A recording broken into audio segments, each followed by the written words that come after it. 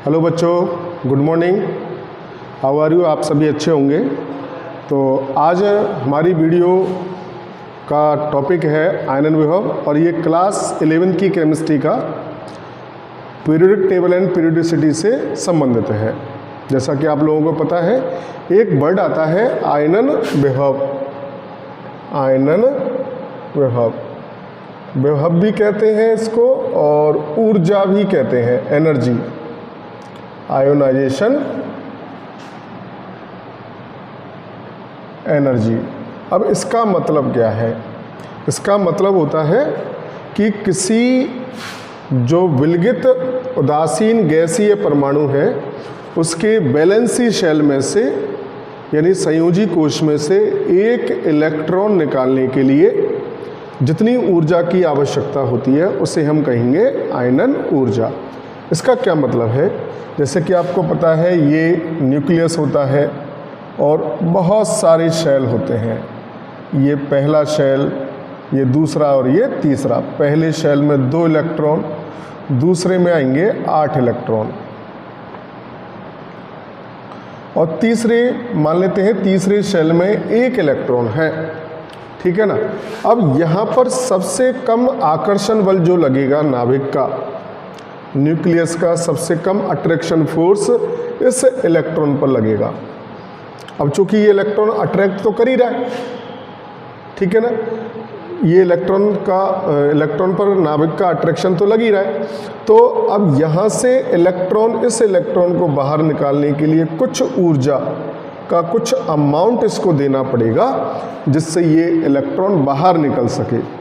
जैसे कि मान लेते हैं ये जो एटम होता है उसका फॉर्म होता है गैस, ठीक है ना। अब इस इलेक्ट्रॉन को बाहर निकालेंगे तो बाहर निकालने पर यहाँ पर ये बन जाएगा, एक इलेक्ट्रॉन बाहर निकल जाएगा और यहाँ पर ये न्यूक्लियस रह जाएगा और इसके पास अब जो कंडीशन रहेगी,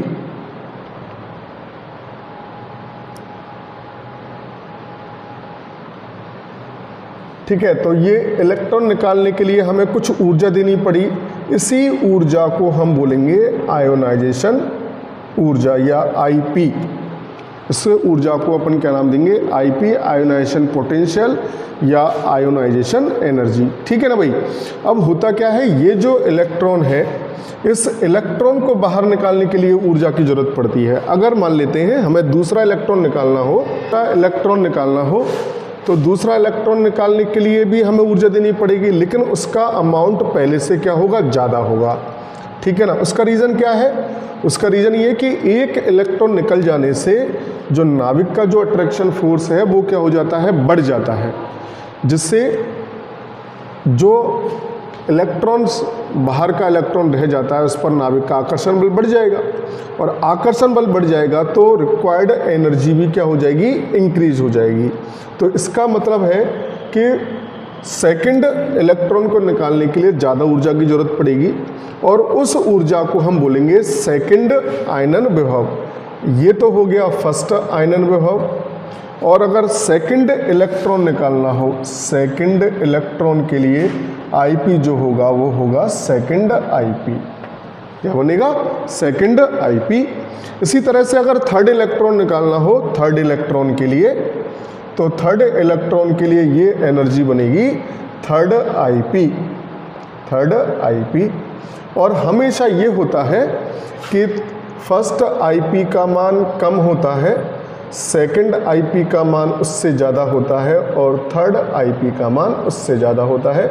इस तरह से ये एनर्जी आगे तक बढ़ती जाती है, यानी आईपी का मान कंटिन्यूअसली बढ़ता जाएगा, कंटिन्यूअसली इंक्रीज होता जाएगा। तो ये, और जब इलेक्ट्रॉन बाहर रिमूव होगा तो जो यहाँ पर एटम बचा है इस पर चार्ज आ जाएगा पॉजिटिव। ठीक है ना। जितना इलेक्ट्रॉन यहाँ से बाहर निकलेंगे उतना ही इस पर यहाँ पर पॉजिटिव चार्ज आ जाएगा। तो इस प्रकार से ये एक धनायन बनाता है। क्या बनाएगा?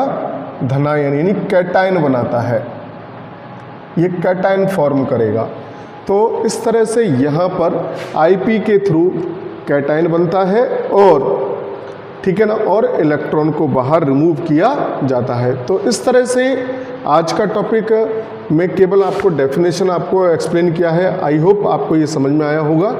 मिलते हैं नेक्स्ट वीडियो में, तब तक के लिए गुड बाय।